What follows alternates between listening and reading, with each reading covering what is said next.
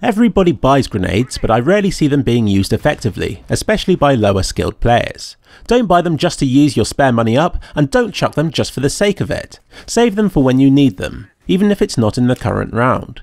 You can throw them a long way by pressing the left fire button, or roll them gently with the right one. If you press both together, then you do a middle throw, which I strongly advise against. Not that there's anything wrong with a throw, but I believe it's better to master the longer range one instead. It won't limit what you can do, and it's easier for your brain to manage. You can throw grenades even further by running forwards as you throw them, and even further again by jumping just before throwing them. With this, you should have no trouble chucking them as far as you need to. They can bounce off items as well, so you can even get them around corners. Learn this, and all you'll have to master will be the timing. Remember, the right grenade in the wrong place can make all the difference in the world. If moving, be sure to be running in a straight line when throwing them, as otherwise their trajectory will be difficult to plan and things will probably go wrong. Also be on the lookout for teammates, who seem to love getting in the way of grenades, particularly the dangerous ones. I'll now go through each of them separately and will list the good and bad uses that I've encountered. Firstly, the high explosive grenade. It costs $300 and rarely kills people on its own, but a well-placed grenade can seriously damage an entire team, and a second one can finish the job. They're best used in tight spaces where the other team can't avoid them even if they spot them coming. This sounds easy in practice, but requires coordination and teamwork. If you can hear the enemy team rushing, let your teammates know so that they can deploy the appropriate grenades. When you're on your own, your approach to grenades changes. You don't want to have a grenade equipped when you spot the enemies rushing towards your position. Grenades take time to aim, throw and explode, and you'll often miss your chance and will alert the enemy of your intentions. Because of this, I try to keep a weapon equipped, allowing for me to return fire instantly.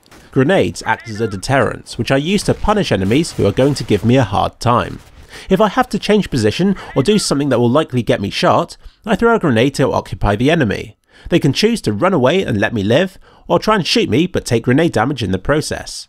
You'll find that most enemies panic and will try to retreat, letting you live to fight another day. They also leave a lot of black smoke for a couple of seconds after the explosion, which acts as a temporary smoke screen. Buying armor reduces the damage a grenade does by 40%, which doesn't sound like much, but it means that instead of doing 90 damage, it could cause 54. Definitely worth it. There are other benefits to armor as well, which I cover in more depth in my advanced grenade guide.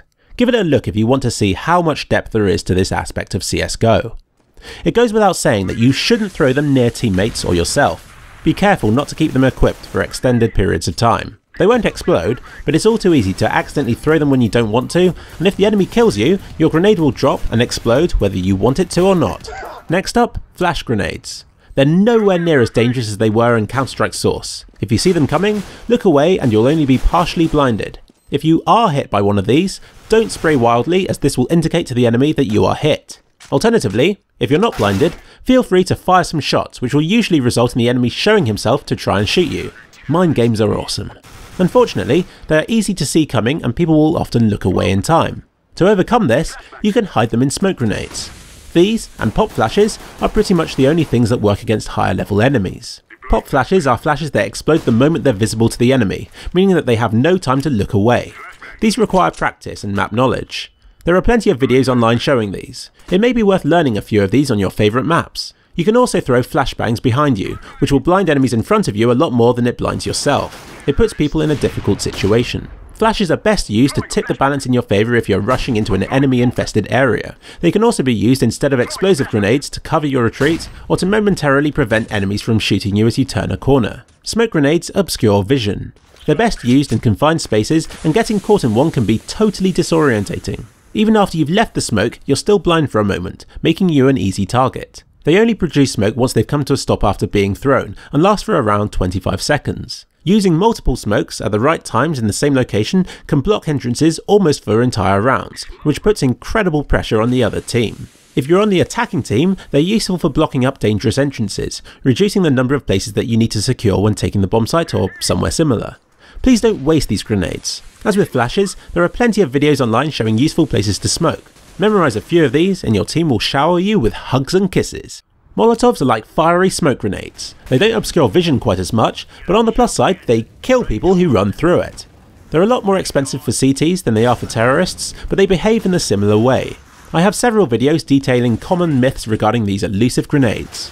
It's worth noting that smoke grenades extinguish the flames. Do not chuck a Molotov into a smoke grenade unless you want to waste your money. You're restricted in where you can throw them because unlike smoke grenades, Molotovs detonate when they hit the ground or if they're in the air for too long. Practice with these on an empty server before wasting them in matches. I'll provide details for doing this in the description of this video. And finally, Decoy grenades. The cheapest item in the game and by far the most wasted. Nobody really knows what to do with them. Once thrown, they make the sound of your primary weapon and show up on the enemy's map as a player, but they're very easy to spot. In theory, this should lead to all sorts of strange tactics, like everybody chucking them at one site and then going to another, or double bluffing and going to the first one regardless, but in reality, they're just annoying to listen to. They do look a bit like flashbangs, so use them correctly and players may look away from them to avoid being blinded, letting you shoot them while their back is turned. You have to be careful when throwing them as they can give away your team's tactics. For example, if it makes the sound of an SMG then you might be rushing, or if it's an AWP then the enemy will know that there's a sniper on your team. See if you can come up with a use for them. I have one final video in this series which focuses on practice, improving and winning. It seems a shame to give up now, right?